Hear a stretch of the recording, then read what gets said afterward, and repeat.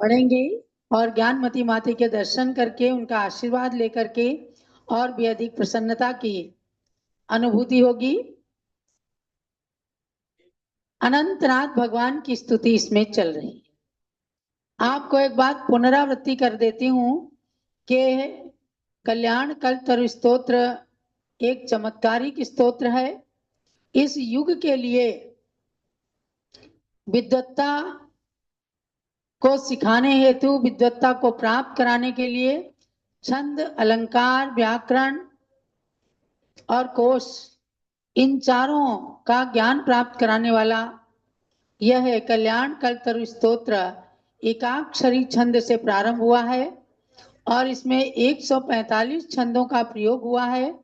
एकाक्षरी से लेकर 30 अक्षरी तक के छंद इसमें गर्भित हैं। अनंतनाथ भगवान की स्तुति 12 और 13 अक्षरी छंद में निबद्ध है। भगवान अनंतनाथ जैन शासन के 14वें तीर्थंकर हैं। अयोध्या में ही इनका जन्म हुआ है। 5 तीर्थंकरों में से यह अंतिम तीर्थंकर यानी भगवान ऋषभदेव, भगवान अजितनाथ, भगवान अभिनंदननाथ, भगवान सुमतिनाथ और 14वें तीर्थंकर भगवान अनंतनाथ का जन्म अयोध्या में हुआ है। उन अनंतनाथ भगवान के बारे में आप लोगों ने जाना है। स्तुति में 12 अक्षरी छंद में जलोद्धत गति छंद, प्रियंबदा छंद, ललिता छंद, क्षमा छंद, इन सब के माध्यम से जाना कि राजा सिंहसेन, एक समय राजा सिंहसेन अयोध्या में राज्य कर रहे थे और उनके आंगन में जय श्यामा महारानी के गर्भ से तीर्थंकर भगवान अनंतनाथ ने जन्म लिया। आज आप इसके 5वें छंद पर आएंगे। 5वां श्लोक है प्रहर्षिणी छंद, 13 अक्षरीय छंद है। ऊपर क्षमा छंद भी 13 अक्षरी छंद था और ये प्रहर्षिणी जिसको पढ़ते ही अत्यंत हर्ष की अनुभूति हो और भगवान के गुण हमारे अंदर कुछ प्रकट हो, इस भावना को लेकर पूज्य गण्य ज्ञानमती माता ने जो इसकी रचना की है वही प्रस्तुत है। चैत्रस्यासित इति तीर्थ कर्तुरेकम कैवल्यम विलसितमन्ति में दिने वै संप्राप्ता स्वशिव पदम सततिथौ तद्भक्ते फलमिदमेव मेपि भूयात्। इस श्लोक के माध्यम से कहा पूज्य माता जी ने कि चैत्रस्य असिते अंतिम दिने वह इति तीर्थ कर्तु, अर्थात चैत बदी अमावस के दिन तीर्थंकर अनंतनाथ भगवान को केवल ज्ञान प्रकट हुआ। गर्भ, जन्म, तप, इन कल्याणों के बारे में आपको बताया गया कि कार्तिक बदी एकम के दिन भगवान गर्भ में आए, ज्येष्ठ बदी 12 के दिन उन्होंने जन्म धारण किया और ज्येष्ठ बदी 12 को ही उन्होंने दीक्षा धारण की। पुनः चतुर्थ कल्याण केवल ज्ञान के रूप में हुआ। तो चैत बदी अमावस के दिन भगवान को केवल ज्ञान हुआ। अमावस की तिथि लोग खराब समझते हैं क्योंकि अंधियारी रात होती है, लेकिन अगर भगवान का कोई कल्याणक हो जाता है तो अमावस्या भी पूर्णिमा में परिवर्तित हो जाती है, अर्थात वह अमावस्या तिथि परम पवित्र हो जाती है। देखो आप दीपावली के दिन भगवान महावीर को मोक्ष हुआ तो दीपावली का दिन बड़ा पवित्र पावन माना जाता है। तो चैत बदी अमावस को भगवान अनंतनाथ ने जन्म लिया और अनंतनाथ को केवल ज्ञान प्रकट हुआ और उसी तिथि में भगवान को मोक्ष भी हो गया। च तत्तिथौ स स्वशिव पदम संप्राप्ता, और उसी तिथि में भगवान को मोक्ष पद भी प्राप्त हो गया। तद्भक्ते इदम एव फलम में अपि भूयात। इसमें आगे क्या कहा कि भगवान आपकी भक्ति से वही फल मुझे भी प्राप्त होवे। वही फल मतलब मोक्ष फल, जो फल आपने प्राप्त किया। इसीलिए हम लोग फल चढ़ा करके भगवान की भक्ति करते हैं। मोक्ष फल प्राप्ति फलम निरुपामिति स्वाहा अष्टद्रव्य में पढ़ते हैं। तो वही मोक्ष का फल मुझे भी प्राप्त हो जाए, ऐसा अनंतनाथ भगवान से स्तुति की गई। यानी भगवान की केवल ज्ञान और मोक्ष की एक ही तिथि रही, जन्म और दीक्षा की एक ही तिथि है, और गर्भ कल्याणक कार्तिक बदी एकम को हुआ। 3 तिथियों में 5 कल्याणक को भगवान ने प्राप्त किया। अब अंतिम श्लोक है अनुष्टुप छंद में, 63 लक्ष समात्मायु 50 कनक कनक संकासः तमंत कांतकं गतः अनंत गुण राशिस्त्वं सेधा लांछन लांछितः देहि मे नंत धी सौख्यम जयस्यामात्मज प्रभो।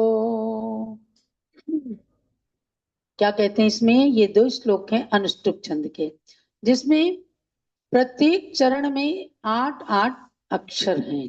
यही अनुष्टुप छंद का लक्षण है।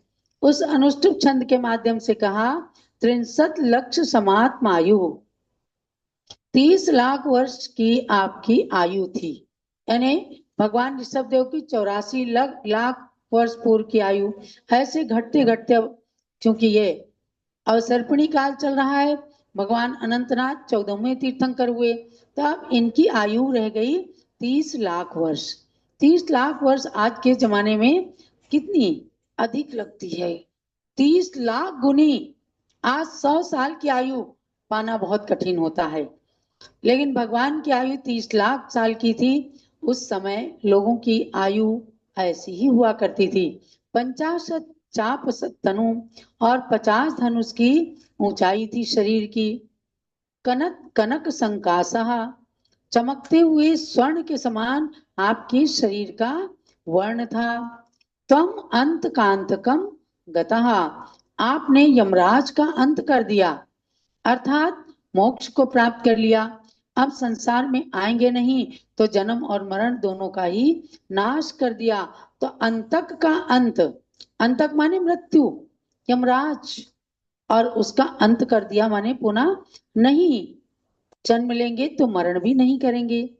तो मौत और मोक्ष दोनों में अक्षर उतने ही हैं, लेकिन मौत का मतलब है जो बार बार जन्म लेने के बाद आती है, उसे कहते हैं मौत। और जो जन्म लेकर के एक बार ही आयु समाप्त होकर के सिद्धशिला पर विराजमान होते हैं, उसका नाम है मोक्ष। तो ऐसे मोक्ष को प्राप्त करके ही भगवान आपने यमराज का अंत कर दिया। तम अनंत गुण राशि ही, और क्या फिर आप अनंत गुणों की राशि हैं।